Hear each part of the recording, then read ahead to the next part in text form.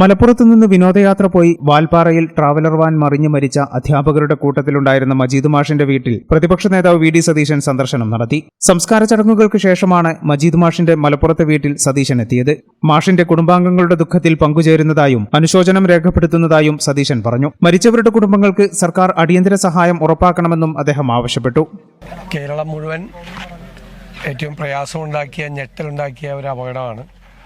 വിനോദയാത്രയ്ക്ക് പോയ ഇത്രയും പേര് ഒരുമിച്ച് അവരുടെ ജീവൻ നഷ്ടപ്പെടുക എന്ന് പറയുന്നത് അതിദാരുണമായൊരു സംഭവമാണ്.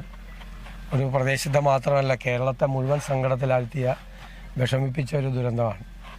തീർച്ചയായിട്ടും ഇതുമായി ബന്ധപ്പെട്ട കുടുംബങ്ങളെ സഹായിക്കാൻ വേണ്ടിയിട്ട് സർക്കാരിൻ്റെ ഭാഗത്തു നിന്നുള്ള നടപടികളുണ്ടാവണം. പല കുടുംബങ്ങളും വളരെ സാമ്പത്തികമായി പിന്നോക്കം നിൽക്കുന്ന, അല്ലെങ്കിൽ ഇപ്പോൾ നഷ്ടപ്പെട്ടവരെ ആശ്രയിച്ച് ജീവിക്കുന്ന ഒരുപാട് അംഗങ്ങളുള്ള കുടുംബങ്ങളാണ് പലതും. ഇപ്പോൾ ഇവിടെ തന്നെ നമ്മൾ ആദ്യം വന്ന വീട്ടിലെ തന്നെ മജീദ് മാഷിന്, അദ്ദേഹം ബ്ലൈൻഡ് അസോസിയേഷൻ്റെ സെക്രട്ടറി ആയിരുന്നു. അദ്ദേഹത്തിൻ്റെ 2 സഹോദരിമാർ ബ്ലൈൻഡാണ്. ആ കുടുംബത്തെ നോക്കുന്ന അദ്ദേഹമാണ്. അതെല്ലാം പ്രത്യേകമായി പരിഗണിച്ച് ഓരോ കേസും പ്രത്യേകമായി നോക്കി അവരെല്ലാം കുടുംബത്തെ സഹായിക്കാൻ വേണ്ടിയിട്ടുള്ള കാര്യങ്ങൾ കൂടി ചെയ്യണം. അതിന് തീർച്ചയായിട്ടും ഞങ്ങൾ കൂടി അക്കാര്യത്തിൽ മുൻകൈയെടുക്കും. ഉറപ്പായിട്ട് ബഹുമാനപ്പെട്ട MLAയും എല്ലാവരോട്ടും ആലോചിച്ചിട്ട് ഞങ്ങളും ഞങ്ങളുടെ പരിമിതിയിൽ നിന്നുകൊണ്ടുള്ള പരമാവധി കാര്യങ്ങൾ ചെയ്തു കൊടുക്കാൻ വേണ്ടി ശ്രമിക്കുക. അവരുടെ എല്ലാ ചികിത്സയും സൗജന്യമായി ചെയ്തു കൊടുക്കണം എന്നുള്ളതാണ്. ബാക്കിയുള്ള ഏത് സഹായം വേണമെങ്കിലും അത് ചെയ്യുന്നതിന് വേണ്ടിയിട്ടുള്ള ശ്രമം ഞങ്ങളുടെ ഭാഗത്തുനിന്നുണ്ടാവും.